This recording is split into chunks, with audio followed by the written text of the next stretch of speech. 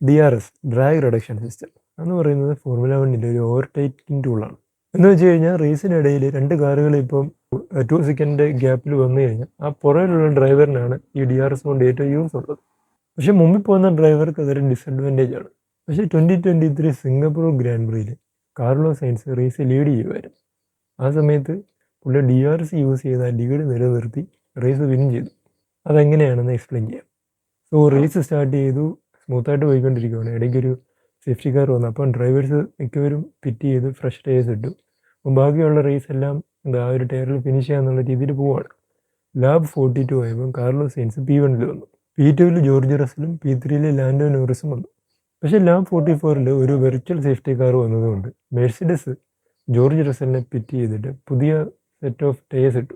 Mercedes George റസലിനെ അപ്പം pit ചെയ്യുന്നതിനാന്ന് ചോദിച്ചു കഴിഞ്ഞാൽ ഓൾറെഡി റസൽ P2 അപ്പം പുതിയൊരു ഫ്രഷ് ടയേഴ്സ് ഇട്ട് കഴിഞ്ഞാൽ അടുത്ത കുറച്ച് ലാബ്സിൽ P1 എത്താമെന്നുള്ള പ്ലാനിലാണ് പിറ്റ് ചെയ്തത്. പക്ഷേ പിറ്റ് ചെയ്തപ്പോൾ ആ കുറച്ച് സമയം ലോസ്റ്റ് ആയതുകൊണ്ട് ജോർജ് റസൽ പിറ്റ് ചെയ്ത് കഴിഞ്ഞ് ട്രാക്കിലേക്ക് തിരിച്ചു വന്നപ്പോഴത്തേനും P4 ആയിപ്പോയി.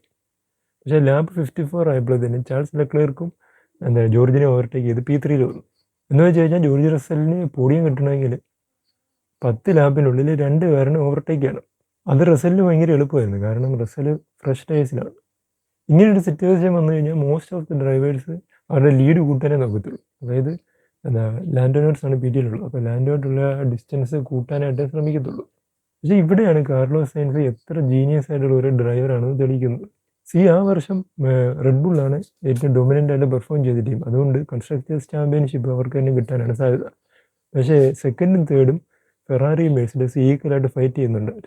എന്ന് വെച്ച് കഴിഞ്ഞാൽ ജോർജ് റസൽ P2 ഫിനിഷ് ചെയ്ത് കഴിഞ്ഞാൽ മെഴ്സിഡസിന് എക്സ്ട്രാ പോയിന്റ്സ് കിട്ടിയിട്ട് എന്തായാലും ആ ഒരു ലീഡ് ഉയർത്താൻ പറ്റും. പക്ഷേ കാർലോസ് സൈൻസ് എന്താ ചെയ്തതെന്ന് വെച്ച് കഴിഞ്ഞാൽ വളരെ സ്പീഡിൽ പോയിട്ട് ഗ്യാപ്പ് കൂട്ടുന്നതിന് പകരം സ്ലോ ആക്കിയിട്ട് ലാൻഡോ നോറിസിനെ ആ DRS റേഞ്ചിൽ നിർത്തി. അതുമാത്രമല്ല, കാർലോസ് സൈൻസിൻ്റെ ആ ബുദ്ധിപരമായിട്ടുള്ള ആ നീക്കം കാരണം സെക്കൻഡ് ഉണ്ടായിരുന്ന ലാൻഡോയെ റസലിന് ഓവർടേക്ക് ചെയ്യാനും ബുദ്ധിമുട്ടായിരുന്നു. അപ്പോൾ നമുക്കറിയാം 2 കാറുകളിലൊരു DRS റേഞ്ച് വന്നു കഴിഞ്ഞാൽ പുറകിലുള്ള കാറുകൾക്ക് DRS എനേബിൾ ആയി കഴിഞ്ഞാൽ 20-30 കിലോമീറ്റേഴ്സ് എക്സ്ട്രാ സ്പീഡ് കിട്ടും. അതുകൊണ്ട് ലാൻഡോ നോറിസ് എല്ലാ ലാപ്പിലും ആ ഒരു 20-30 കിലോമീറ്റർ എക്സ്ട്രാ സ്പീഡിലാണ് പോയിക്കൊണ്ടിരുന്നത്. അപ്പോൾ ആ ഒരു ടെൻഷനിൽ ജോർജ് റസൽ ലാൻഡോ നോറിസിനെ ഓവർടേക്ക് ചെയ്യാൻ വേണ്ടി ട്രൈ ചെയ്ത് അവസാനം സൈഡിലുള്ള ആ ബാറെ പിടിച്ചു. അപ്പോൾ ജോർജ് റസലിൻ്റെ ക്രാഷ് കാരണം വീണ്ടും ഒരു സേഫ്റ്റി കാർ വന്നു. അങ്ങനെ കാർലോസ് സൈൻസ് ഫസ്റ്റ് ഫിനിഷ് ചെയ്തു, second Lando Norris, third Luis Hamilton. ശരിക്കും പറഞ്ഞാൽ കാർലോസ് സൈൻസ് ഒരു അണ്ടർ അപ്രീഷിയേറ്റ് ആയിട്ടുള്ളൊരു ജീനിയസാണ്. വളരെ നല്ലൊരു സ്ട്രാറ്റജിസ്റ്റാണ്. അതുപോലെ റേസിൻ്റെ ഇടയിൽ ബിഗ് പിക്ചർ ഫോക്കസ് ചെയ്തിട്ട് റേസ് ചെയ്യുന്ന ഒരാളാണ്.